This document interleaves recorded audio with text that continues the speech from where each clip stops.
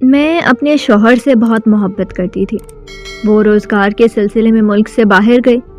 شوہر کو گئے ہوئے 1 سال ہو گیا، تبھی پڑوس کی آنٹی سے میری دوستی ہوئی۔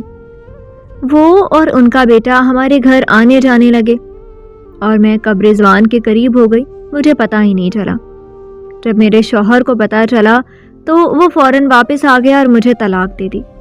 میں رضوان کے پاس گئی تو اس نے ایسی بات کہی کہ میرے پیروں تلے سے زمین نکل گئی۔ حسن، پلیز آپ مجھے اور اپنی بیٹی کو چھوڑ کر باہر ملک مت جائیں نا۔ جتنا ہمیں مل رہا ہے ہم اس میں ہی شکر ادا کر کے اپنی زندگی بسر کر لیں گے۔ خدا کے لیے مجھے اس طرح تنہا مت چھوڑیں۔ جبکہ میرے شوہر میرے چہرے پر ہاتھ رکھتے ہوئے کہنے لگے، میری جان، تمہیں معلوم ہے نا میرا جانا کتنا ضروری ہے۔ اگر میں نہیں گیا تو ہماری جنت کو کون پڑھائے گا؟ اس کے اخراجات کون اٹھائے گا؟ اتنی اچھی آفر مل رہی ہے اینی، میں یہ آفر ٹھکرا نہیں سکتا۔ میرے حالات پر اب تم رحم کھاؤ۔ جبکہ میں نم آنکھوں سے اپنے شوہر کو دیکھ رہی تھی۔ وہ ایسے تو نہ تھے۔ انہوں نے مجھ سے پسند کی شادی کی تھی۔ میری اماں تو یہاں شادی کے بے حد خلاف تھیں، لیکن حسن کی محبت اور ان کے وعدوں کے آگے میں اپنے ماں باپ کے آگے ڈٹ کر کھڑی ہو گئی تھی۔ اور آج وہ بھری دنیا میں مجھے تنہا چھوڑ کر جا رہے تھے۔ مجھے بہت رونا آ رہا تھا، لیکن وہ میری بات سننے کے روادار ہی نہیں تھے۔ میری بہنوں نے بھی مجھے یہی کہا تھا کہ تم اپنے شوہر کو باہر مت جانے دینا، یہ تمہارے لیے ٹھیک نہیں ہوگا، لیکن حسن میری بات سننا ہی نہیں چاہتے تھے۔ میں روتی رہ گئی تھی، لیکن وہ اپنا تمام کام پورا کر کے مجھے اور اپنی بیٹی جنت کو تنہا چھوڑ کر چلے گئے تھے۔ مجھے رہ رہ کر افسوس ہو رہا تھا کہ اس شخص کے لیے میں اپنے ماں باپ کے سامنے کھڑی ہو گئی تھی۔ اس کی میں نے کتنی منتیں کی تھی کہ مجھے تنہا چھوڑ کر مت جاؤ، لیکن اس نے میری کوئی پرواہ نہیں کی تھی۔ مجھے نفرت سی محسوس ہونے لگی تھی۔ وہاں پہنچ کر اس نے مجھے کئی بار فون کیا تھا، لیکن میں ان سے بات ہی نہیں کرنا چاہتی تھی۔ آخری دن بھی جب وہ جا رہے تھے تو میں انہیں یہی کہہ رہی تھی کہ حسن آپ مت جائیں، خدا کے لیے مجھے ایسے چھوڑ کر مت جائیں۔ کیوں آپ اپنے آپ کو اذیت دینے جا رہے ہیں؟ مجھے کیوں تنہا چھوڑ رہے ہیں؟ لیکن انہوں نے میری بات سنی ہی نہیں تھی۔ میں اس دوران بہت زیادہ اداس رہنے لگی تھی۔ ان کے بغیر مجھے اپنا گھر کاٹنے کو دوڑتا تھا۔ ایسا لگتا تھا کہ میں ختم ہو جاؤں گی۔ میں بہت روتی تھی، اپنی بڑی بہن کو بھی رو رو کر اپنا حال بتاتی تھی، لیکن ان کے بھی 100 مسائل تھے اور میری باقی بہنوں کے بھی 100 مسائل تھے۔ کچھ روز تک تو انہوں نے مجھے فون کیا تھا، اس کے بعد تو وہ ایسی ہو گئی تھی جیسے مجھے اور جنت کو جانتے ہی نہ ہو۔ میرا دل خون کے آنسو روتا تھا۔ یہ شخص مجھے پانے کے لیے تہجد پڑھا کرتا تھا، اور اب ان کا حال دیکھ کر میری حالت خراب ہونے لگی تھی۔ 2 مہینے گزر جانے کے بعد تھک ہار کر میں نے ہی انہیں فون کیا تھا۔ تب بھی انہوں نے مصروف انداز میں مجھ سے بات کی تھی اور جنت کا حال احوال پوچھ کر موبائل بند کر دیا تھا۔ مہینے کے مہینے وہ باقاعدگی سے پیسے بھیج دیتے تھے، لیکن میں ایسے پیسوں پر بھی لعنت بھیجتی تھی جس کی وجہ سے میری خوشیاں برباد ہو گئی تھیں۔ وقت گزر رہا تھا اور میں بالکل ڈھلتی جا رہی تھی۔ حسن کو وہاں گئے ہوئے تقریباً 1 سال ہو گیا تھا، لیکن انہیں میری بالکل فکر نہیں تھی۔ وہ بس کبھی کبھار فون کر کے جنت کا حال پوچھ لیتے تھے اور مجھے پیسوں کی اطلاع دے کر بند کر دیا کرتے تھے۔ کہنے کو تو اب میرے دل میں صبر آ گیا تھا۔ گھر میں کھانا پینا اچھا ہونے لگا تھا، میں نے سامان جوڑنا بھی شروع کر دیا تھا، لیکن وہ سکون اب میری زندگی میں نہیں تھا جو حسن کے ہونے سے ہوتا تھا۔ میں ان کو پیار کو ترس گئی تھی، لیکن وہ میری تکلیف سمجھتے ہی نہیں تھے۔ تقریباً رات کا 2 پہر چل رہا تھا جب مجھے ان کی شدت سے یاد آ رہی تھی۔ بس دل چاہ رہا تھا کہ کسی بھی طرح وہ میرے پاس آ جائیں اور میں ان کے سینے سے لگ کر اپنے دل کا حال بیان کر لوں، لیکن وہ میرے پاس تھے ہی نہیں۔ کافی دیر تک ان کے تکیے کو اپنے سینے سے لگائے میں آنسو بہاتی رہی، لیکن نہ انہوں نے آنا تھا نہ وہ آئے تھے۔ میں نے روتے روتے انہیں فون کیا تو تیسری بیل پر ان کی جھنجھلاتی ہوئی آواز میرے کان کے پردوں پر ٹکرائی۔ کیا ہو گیا اینی؟ وقت تو دیکھو، پریشان کر دیا تم نے مجھے۔ جبکہ میں روتے ہوئے ان کو اپنے دل کا حال سنانے لگی خدا کے لیے حسن واپس آ جائیں، آپ کے بغیر رہنا بہت مشکل ہو گیا ہے۔ مجھے نہیں چاہیے یہ پیسہ روپیہ، مجھے صرف آپ چاہیے۔ آپ کی بیٹی کو آپ کی ضرورت ہے۔ وہ ہر لمحے بڑی ہوتی ہوئی مجھ سے ایک ہی بات پوچھتی ہے کہ بابا کہاں پر ہیں، وہ کب واپس لوٹیں گے۔ میں اس کو کتنا سمجھاؤں، خدا کے لیے ہمارے حال پر رحم کھائیں، مجھے نہیں چاہیے یہ عیش و عشرت، کچھ تو سمجھنے کی کوشش کریں۔ لیکن انہوں نے بس یہی بول کر فون رکھ دیا تھا کہ زیادہ دماغ خراب کرنے کی تمہیں ضرورت نہیں ہے، مجھے نیند آ رہی ہے، آرام کرنے دو، صبح مجھے کام پر بھی جانا ہے۔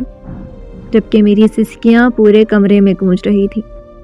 میرے پاس کوئی نہیں تھا جو میرے آنسو صاف کرتا۔ کافی دیر رونے کے بعد میں خود کو سمجھا کر سو گئی تھی۔ اگلی صبح اچانک یہ جنت گھر میں روتی ہوئی آئی۔ میری تو جان پر بنائی تھی۔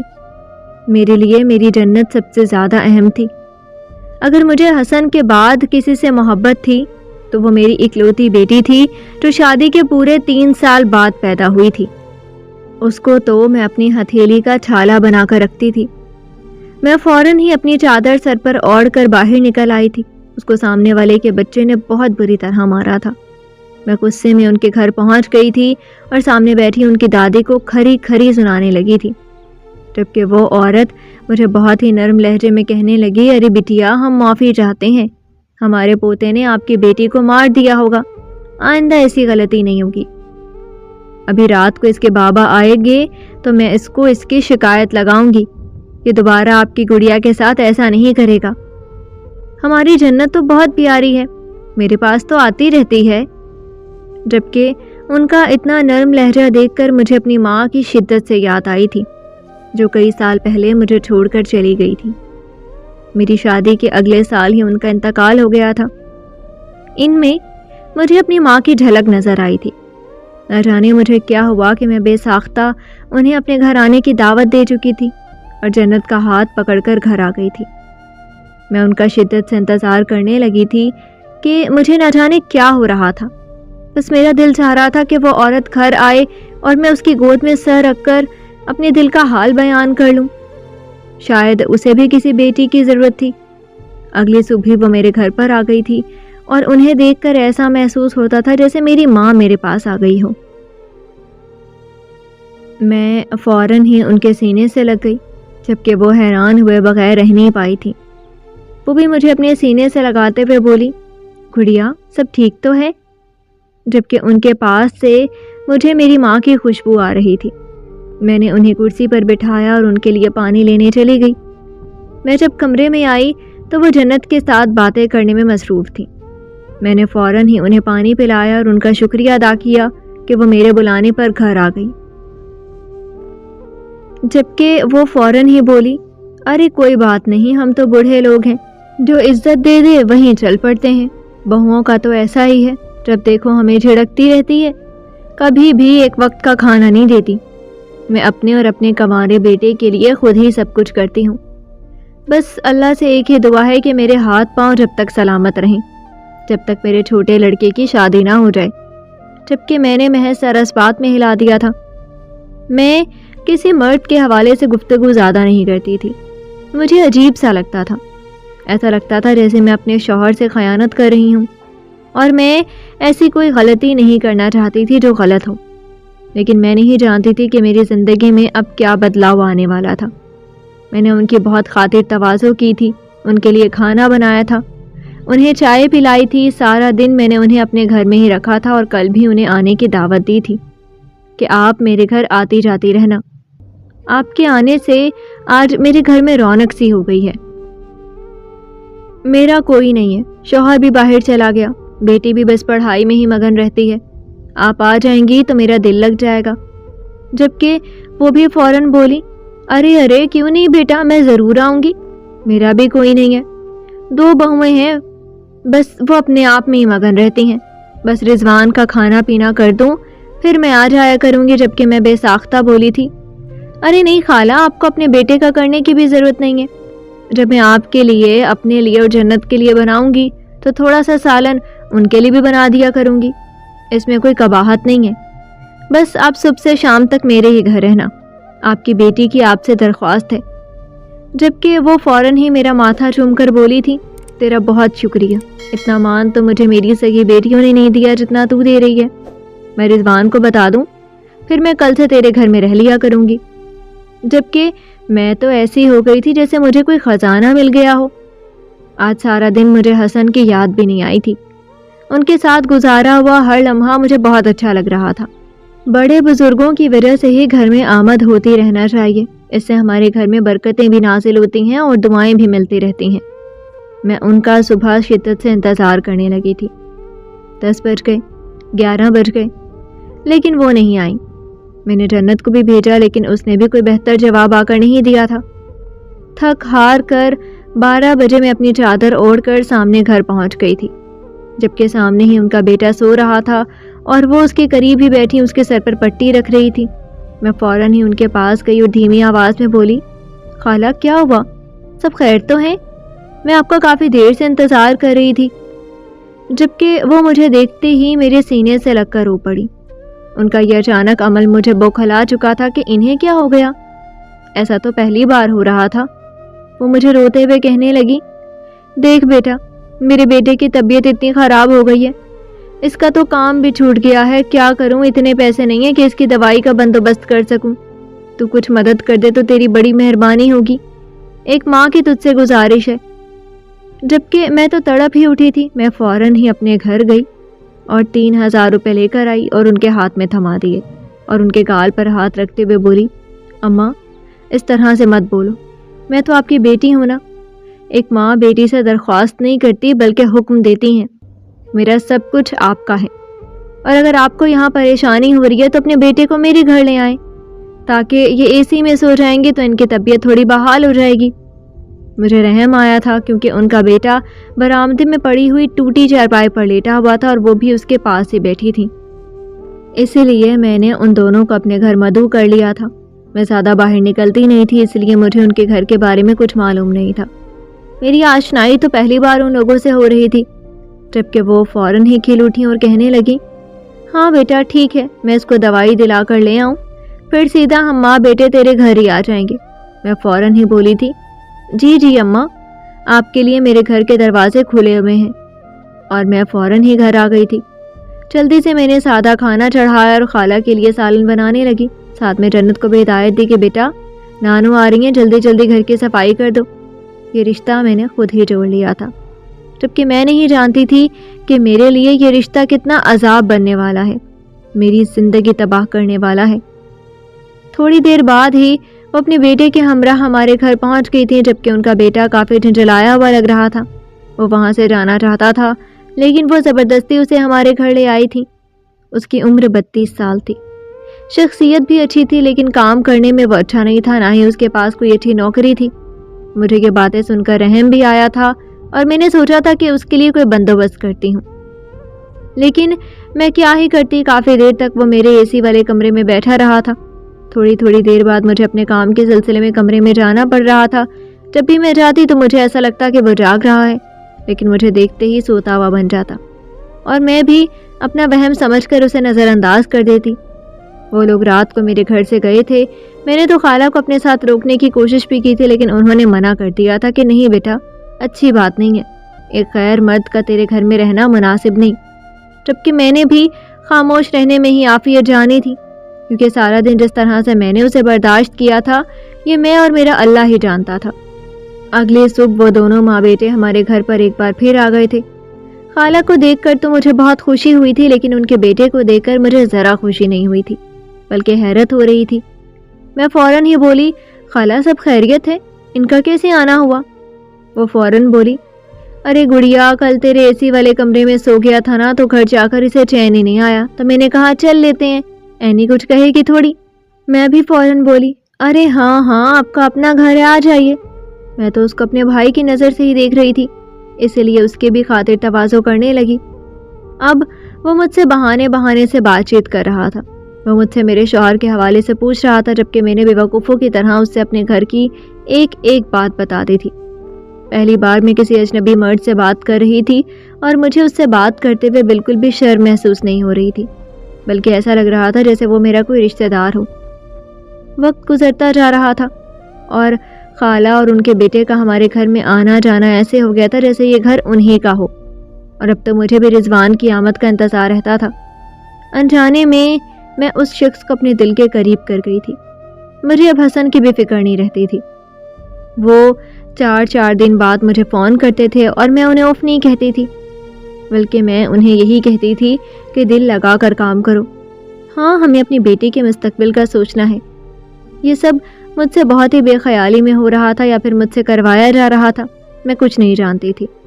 ابھی میں حسن سے بات کر کے ہٹی ہی تھی کہ میرے دروازے پر بیل بجی۔ میں فوراً ہی باہر گئی۔ مجھے معلوم تھا کہ اس وقت کون آیا ہوگا۔ سامنے ہی رضوان کھڑا ہوا تھا۔ میں نے فوراً ہی اس کے لیے دروازہ کھولا اور اسے اندر آنے کی جگہ دی، جبکہ وہ مسکراتے ہوئے کہنے لگا، ارے یار اینی، تمہیں کیا ہی بتاؤں، میں ابھی بازار گیا تھا اپنی جنت کے لیے کچھ کپڑے لینے، لیکن وہاں مجھے کچھ سمجھ میں ہی نہیں آیا تھا، اور جو اچھے لگ رہے تھے وہ میری گڑیا کے ناپ کے نہیں ملے، جبکہ میں اپنی بیٹی سے اتنی محبت کرتا دیکھ کر اسے نہال ہو گئی تھی۔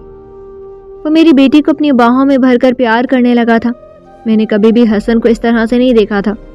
وہ تو بس جنت کو دور دور سے ہی پیار کرتے تھے، بلکہ اسے تو کبھی اپنی گود میں بھی نہیں لیتے تھے۔ اور یہی رضوان جس طرح سے میری بیٹی کو پیار کر رہا تھا، وہ میرے لیے کافی محبت بھرا لمحہ تھا۔ میں اسے مبہوت ہو کر دیکھ رہی تھی۔ وہ دراز قد تھا، سرخ و سفید رنگت کا مالک، چہرے پر ایک بال نہیں تھا، جبکہ مجھے بنا داڑھی والے لڑکے اتنے خاص پسند نہیں تھے۔ لیکن رضوان میں کچھ الگ ہی کشش تھی۔ اس کی شخصیت اتنی پرکشش تھی کہ میں اسے دیکھ دیکھ کر اپنا دل بھر نہیں پاتی تھی۔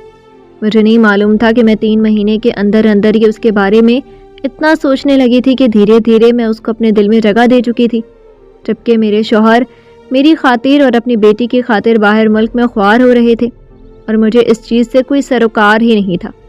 بس وہ جو پیسے بھیجتے تھے میں وہ خالہ کو اور ان کے بیٹے رضوان کے ہاتھ پر رکھ دیتی تھی کہ میرے گھر میں راشن ڈلوا دو یا پھر یہ کر دو، جبکہ میں جانتی تھی کہ ان پیسوں میں سے رضوان اپنے لیے کچھ پیسے رکھتا ہے، اور مجھے اس سے کوئی سروکار نہیں تھا۔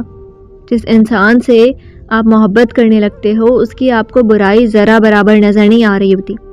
ایک روز جنت مدرسے گئی ہوئی تھی، وہ اچانک ہی ہمارے گھر آ گیا۔ میں حیران ہوئی اور کہنے لگی، سب خیریت ہے نا؟ جبکہ وہ کافی بے چین نظر آ رہا تھا۔ میں اس کے قریب چلی گئی اور اس کے پاس بیٹھتے ہوئے بولی، کیا ہوا ہے رضوان؟ سب خیریت ہے نا؟ اس نے اچانک ہی مجھے اپنی باہوں میں بھر لیا تھا۔ میں حیران رہ گئی، لیکن وہ دھیرے دھیرے اپنی تمام حد تجاوز کرتا چلا گیا، اور میں بھی جذبات کے ہاتھوں بہک گئی۔ جب وہ اپنے مطلب پورا کر کے پیچھے ہٹا تو میری شرم سے آنکھیں جھک گئیں، جبکہ وہ میرا چہرہ اوپر کرتے ہوئے بولا، میں کافی دنوں سے تمہیں یہ بتانا چاہتا تھا کہ میں تم سے بہت محبت کرنے لگا ہوں۔ میں جانتا ہوں تم ایک بچے کی ماں اور ایک مرد کی بیوی ہو، لیکن میں کیا کروں، میں دل کے ہاتھوں مجبور ہو چکا ہوں۔ جبکہ اپنے دل کی بات اس کے منہ سے سن کر میں نہال ہو گئی تھی، اور اس کے گلے میں ہاتھ ڈالتے ہوئے میں بھی اقرار محبت کر چکی تھی، جبکہ اس کی تو باتیں کھل اٹھی تھی۔ اب ہم دونوں میں روزانہ بات ہونے لگی تھی۔ میں حسن کو بھول کر اپنے نئے عاشق کی باہوں کا ہار بننے لگی تھی۔ میں جانتی تھی کہ میں جو کر رہی ہوں وہ گناہ ہے، لیکن میں یہ نہیں جانتی تھی کہ حسن نے مجھ پر نظر رکھی ہوئی ہے۔ وہ مجھے اس طرح چھوڑے نہیں بیٹھا۔ پورے محلے میں دھیرے دھیرے میری عاشقی کے قصے مشہور ہونے لگے تھے۔ سبھی مجھے برا بھلا کہہ رہے تھے، اور میں ان سب چیزوں سے ناواقف تھی، کیونکہ مجھے معلوم ہی نہیں تھا کہ رضوان کیسی شخصیت کا مالک ہے۔ اس نے دھیرے دھیرے میرے گھر میں موجود میرا تمام زیور بیچنا شروع کر دیا تھا۔ وہ مجھے روز بہانے کرتا تھا کہ مجھے کاروبار کرنا ہے تمہارے لیے، اور جنت کے لیے ایک اچھا سا سکون سا گھر اور گاڑی لینی ہے۔ اس کے لیے مجھے محنت کرنی ہوگی، لیکن پیسہ بے حد ضروری ہے، اور اگر ہم سفر ہی ساتھ نہیں دے گا تو بھلا کون دے گا؟ اس کی یہی باتیں میرا دل پگھلا دیتی تھی، اور میں اس کی محبت میں مری جاتی تھی، جبکہ میرے کرتوت حسن تک بخوبی پہنچ رہے تھے، اور میں نہیں جانتی تھی کہ خلوت میں گزارے ہوئے لمحات کی ایک ویڈیو حسن تک کیسے پہنچی۔ مجھے کچھ علم نہیں تھا۔ انہوں نے اگلے دن کی ہی فلائٹ بک کی تھی، اور یہاں آ کر مجھے سب کے سامنے طلاق دے کر گھر سے نکال دیا تھا۔ رات کا آخری پہر چل رہا تھا۔ میں بہت روئی، گڑ گڑ آئی کہ ابھی مت نکالو۔ ہاں میں مانتی ہوں میری غلطی ہے، لیکن وہ ایک نہیں سن رہا تھا۔ اس نے مجھے گھر سے نکال دیا تھا، اور اسی وقت رضوان نے آ کر مجھے بچا لیا تھا اور اپنے گھر لے آیا تھا۔ میں جتنا اس کا شکریہ ادا کرتی اتنا کم تھا۔ میں ابھی تک اس کی محبت میں آہ بھر رہی تھی۔ میرا بس نہیں چل رہا تھا میں رضوان کے لیے کیا کر جاؤں، لیکن آنکھیں تو میری تب کھلی تھی جب اس نے اسی وقت مجھے حکم دیا تھا کہ اپنے گھر پر فون کر کے اپنے اس کارنامے کے بارے میں بتاؤ اور ان کو بولو کہ میرے شوہر نے مجھے طلاق دی ہے، میں تمہیں اپنے گھر نہیں رکھ سکتا۔ جبکہ میں روتے ہوئے بول رہی تھی کہ ایسا مت کرو، میری بہنیں مجھے جان سے مار دیں گی، لیکن اسے کوئی فرق نہیں پڑا تھا اور اس نے مجھ سے زبردستی فون کروا کر میرے گھر پر یہ اطلاع دی تھی، اور اگلی صبح وہ لوگ یہاں پہنچ گئے تھے اور رضوان کے سامنے ہی مجھے بہت بری طرح سے مارا گیا تھا۔ لیکن اسے کوئی فرق نہیں پڑ رہا تھا، وہ سیدھا کھڑا ہوا بس یہی بول رہا تھا کہ میں نے تو اسے بہت سمجھایا تھا لیکن یہ سننے کی روادار ہی نہیں تھی، جبکہ میری چھوٹی بہن نے اس کو بے حد ذلیل کیا اور مجھے لے کر وہاں سے گھر آ گئی۔ عدت مکمل ہونے کے بعد میں نے رضوان سے رابطہ کرنے کی کوشش کی، لیکن اس نے صاف کہہ دیا تھا کہ میں ایک طلاق یافتہ اور ایک بچے کی ماں سے شادی نہیں کر سکتا۔ اصل تکلیف تو مجھے تب ہوئی تھی جب اس نے صاف کہہ دیا تھا کہ تم تو ایک ایسی عورت ہو جس کو اپنی عزت کا خیال تک نہیں ہے، جو غیر مردوں کے ساتھ رات رنگین کرنے پر آمادہ ہو جاتی ہے۔ میں بھلا ایسی عورت کے ساتھ زندگی کیوں گزاروں گا؟ جبکہ میری سسکیاں پورے گھر میں گونج رہی تھیں، لیکن اسے کوئی فرق نہیں پڑا تھا، اور آج بھی میں پچھتاتی ہوں کہ میں نے ایک انجان شخص کی خاطر اپنے اتنے پیارے گھر کو برباد کیوں کر دیا۔ لیکن کہیں نہ کہیں اس میں غلطی مجھے حسن کی ہی لگتی ہے۔ اگر وہ چھوڑ کر مجھے نہیں جاتے تو میں اس طرح دوسروں کے آسروں پر نہیں رہتی اور غیر لوگوں میں پیار تلاش نہ کرتی۔